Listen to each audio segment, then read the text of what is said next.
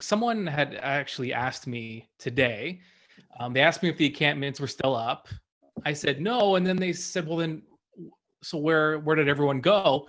And I didn't have an answer. I'm like, wait, where did everyone go? So I just thought I'd kind of touch base and yeah, get just kind of what happened from that time that the encampment started coming down to now, and where some of those displaced persons went.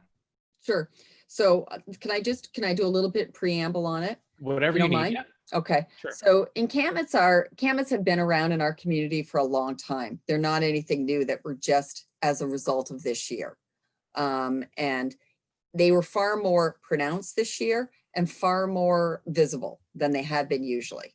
And there are still a number of encampments. We still have probably about a dozen of them throughout the community, but in much less visible areas. And as a result, so when the injunction was put on us being able to move any of the encampments along, that happened on July 30th. It was then taken off October 6th. Throughout that time, though, we continued to work with the people that were in the encampments, offering them options as to other housing options, whether it be hotel rooms or shelter spaces, letting them know that there were other options available to them. However, the difference during that period of time is that we could not set any deadlines for them staying on the street. So we worked with our partners and the community partners, and we were able to come up with a solution to the injunction. And then since that time, it came up October 6th, and then we were then free to move the individuals off of the two large ones. One was at First Ontario and the other one was on Ferguson. With the agreement that we reached during the negotiations, both of those locations were considered to be prohibited. So people were not allowed to be on them at all. What we did also agree to, though, is that there were certain locations in the community, mostly green spaces, that would be considered available for people to sleep rough, pitch a tent, but only for a period of a time, depending on their level of acuity. That was the phrase that started to be bandied about, was acuity. And so the acuity level is based on an assessment that we're doing with each of the persons and each of the individuals in the encampments to determine about their level of ability to be able to manage within a shelter setting. And a lot of times due to past experiences, due to some traumatic events, due to mental illness, due to addiction, the people are not able to be successful in those settings. And and we also want to make sure that we're not adding to people's level of challenge or their level of confusion. So the line on that is a level 13. So according to the assessment tool that we use, and that tool it's called a VI SPDAT. And for the life of me, I am not going to be able to tell you what all of those letters stand for, but I could email them to you. So the SPDAT is the tool we use to make that assessment. So we worked, our outreach team worked along with the social navigator program with the police and along with community partners such as Wesley to identify individuals in the encampments and provide them with what those options are. And so throughout the pandemic, though, we have had an increasing amount of pressure on our system as far as demand goes. So right now we have a number of hotels that we have contracted with that are providing space for men, women, and couples and families. So they're spread throughout the community. We continue to grow that number as well due to the demand. At the same time, our shelter system, the women's system is particularly one that is vulnerable. And we knew that before the pandemic as well. So we're continuing to work with community partners about coming up with some new and improved ways of handling that. But at the present moment, how we're addressing that need for women's shelter system is through hotel rooms. And same as couples are one of those things that were relatively always challenging for the community to handle. So pre-pandemic, they were basically given the option of splitting up. Unfortunately, those were the only two, that one went to the women's shelter and men went to the men's shelter. At the moment, we're accommodating them also through hotel rooms. And families, there's always been the increased demand for families through this system through this time as well. And we're also accommodating them through hotel rooms. So the men's shelter system did expand when during the pandemic, we had the first Ontario open, and then we decommissioned that, and we've added men's shelter beds at the old Cathedral Boys site that Good Shepherd operates for us. So there is still available beds in the shelter system for men. It's not a lot, but there is still some. And we're continuing to look at what do we have to do to ensure that we've got the capacity to accommodate those that are still sleeping rough when and if they want to move into the system. That was a long answer. No, that's perfect. I was, as you were talking, I was thinking of new questions, and then you answered it. So then I had to move on to the next one. Were you able to was the city and the different, the different advocacy groups that were working with you as well, were you able to get an idea of how many of the people out there were newly displaced, like maybe based on circumstances that relate to the pandemic, job loss, that kind of thing? Yeah, we know that there's been an increase. Like I said, there is greater demand this year than there have been in the past. We haven't come up with a number on that, but we do know that. We also know that there was a lot of individuals that gravitated out to encampments that had been precariously housed in the past as well. Couch surfing, staying with friends, friends could no longer afford to keep them, because of their change in circumstances. So we know that there is a lot more need now than there has been. The one other comment that we often get asked too is about, so Hamilton is seen as being an incredibly caring community. That's through both our community agencies and through the investment that the city makes. That the feeling is that we get people gravitating to the city, that they're coming here for those services. When in fact, we have as many people come into the system as leave. That go to other communities as well. So it tends to even out. There might be some ebbs and flows on that. But it's always a question we do get asked though, is that, do we feel people gravitate here because of the level of service? And overall, no, for that. But as far as that actual number, I can't give it to you. I can tell you though, that we are serving more people this year than we have in the past. So I think you can draw that line of conclusion back to an affirmative to your question. Well, I asked that because it almost, when people think of these encampments, they're thinking of homeless people as this kind of blanket name for people that are displaced. But, when you start looking at some of the data and, the saying is that the average person is a couple of paychecks away from being homeless. Yeah. And it makes it a little more real for the people that are looking at the encampments to think that maybe I could be, if I lose my job, that could be me. So I think it's sometimes important to make that distinction that it could be almost anybody that ends up in that situation.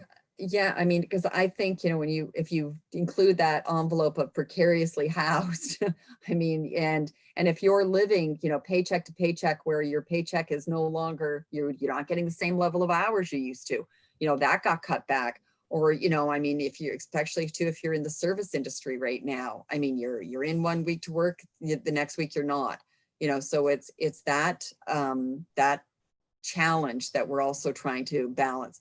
I know that between the federal government, the provincial government, they've done a lot about wage subsidies, and the CERB helped in that. I think the worry now for folks though, is that what's next? Is that going to continue? I know the wage subsidy has had it went down a little bit and it's come back up again as far as the level, but it's still, is it going to be enough? Is it going to, and am I going to have a job that is that going to start up again? Is it going to be at the same level?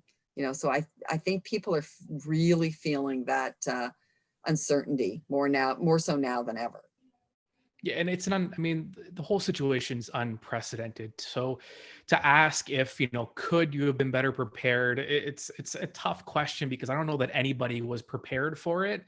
But looking back now and going forward, are there maybe different ways that the city is strategizing in terms of at least minimizing the damage in case something like this does happen again? And we're still in this one, but just for the Yeah, I said it's future. not over yet, and I think that's the Yeah. challenge. I think, you make a great point. I think absolutely, is there's some things we could have done better, done sooner, done wiser, probably. I think if anybody had told us in, end of March, April, that we would still be dealing with this to this extent in December, would it have changed our decision making? I think probably, absolutely. And I think if anybody said no, I think that's not very, open-minded. I think we can all learn from what we've learned, along the way. The level of demand on this sector, on the housing sector, is unprecedented. And we have been fortunate that the province has stepped up on a number of occasions for, and a lot of that was with federal investment as well, to help us deal with what the demand is. Where we are at the moment, we know that we've got enough to get us through the next couple of months, but after that, that is where, we're, from the municipality's perspective, we're going to be looking back to the province about, okay, you've got us this far, it's got to go, we need it for longer. We're making plans right now for our system up until the end of June of 2021, whereas we don't have budget up until that time. But we feel that, in order to truly support individuals, they need to know that we're not in it for, this isn't just a short-term solution for them, that they need to know that they're going to be supported through this as well. And I think that's an important message back. I know some communities around particularly in the urban areas, some made decisions about investments in, buying some hotels and things like that, as far as, housing goes, and some other, really innovative ways of doing it. And I think the one thing for us is that we've learned a lot from our partners around as well. Every community does a unique, their own unique way of addressing the needs that are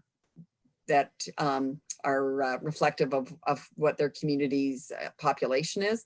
And I know that we've learned from each other along the way about what's worked better and what hasn't been as successful.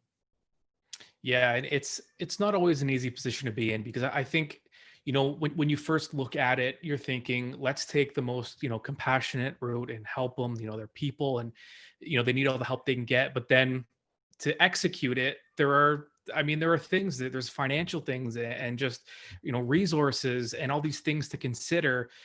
Can it be difficult to just kind of juggle all those things and just get it done, so that, because not everyone's going to be happy with every decision, but has there been a way to at least kind of balance it out a little bit? I think we've finally gotten, hopefully, to that point now. The challenge of having the very large encampments through the summer and early fall caused a lot of our resources to be dedicated to that. It pulled us away, and it pulled some of our community partners away from some of the more longer term solutions. Like, for example, some of our community partners that have staff dedicated to looking for affordable housing. A lot of those staff had to be redeployed to just addressing the encampments and the challenges of increasing shelter spaces. And, so it's a matter of now trying to get through that backlog that we were dealing with. So like I said, October 6th, it came off. It has taken us a number of weeks to try and handle that backlog and get us to a point where we can now say, all right, this is our new starting point. Let's go forward. Throughout this at time too, we've had success in housing people on a more permanent basis as well. And that had always been the work of housing services. It's not about, shelter is not the end goal for anyone. It's on the housing continuum that's a short-term, well, we hope to be short-term step. And the next step is more permanent housing options for them. And all along, we've been working with community partners with that being the end goal. And we're back to having, a reminder that is where we want to get to. hotel rooms and shelter spaces are not the end for folks, you know, we know, and what this is just an interim for us. Yeah. So when we talk about, like slashing the police budget and allocating those toward housing, I mean, are those realistic steps to ultimately get to that goal, or will it take something more than that? You know, I know the one part of the police discussion is about the surplus from this year. You know, I think it's 560,000 or something like that. You know, from a housing, you know, and there's been lots of talk that this is a sector that needs $1 billion investment. You know, yeah, it is to that level that, you know, in order to really move the needle. Are we going to say no to any new money? Absolutely not. You know, but realistically, though, you do need those larger scale investments. And I know the city has been fortunate that we received some funding. I'm going to be wrong on the amount for rapid housing. And the plan is being put into place for that. That is a substantial investment that we feel that will start to move some of those opportunities. I know last year we invested a couple of $1 million in Home for the Holidays, an initiative we had on where that was investing and fixing up some city housing locations because of renovations that they didn't have enough budget for. We were able to invest in that, and we're able to then maximize and move people into that. Those are the things we're continuing to look at each and every day as well. Some of the encampment, going back to the acuity level too, the other partner that needs to be part of this solution for those people that have that high acuity level are our healthcare partners. You know, that in order for some of those individuals to be successful in housing situations, they need those other supports that are going to help them maintain that housing. But just moving some folks into a housing and saying, you know, good luck is not the solution, because we don't want people cycling through those opportunities as well. When they finally get to that end goal of a permanent housing option, we want them to have the supports available to them for them to be successful. And some of those supports can only come from the healthcare sector.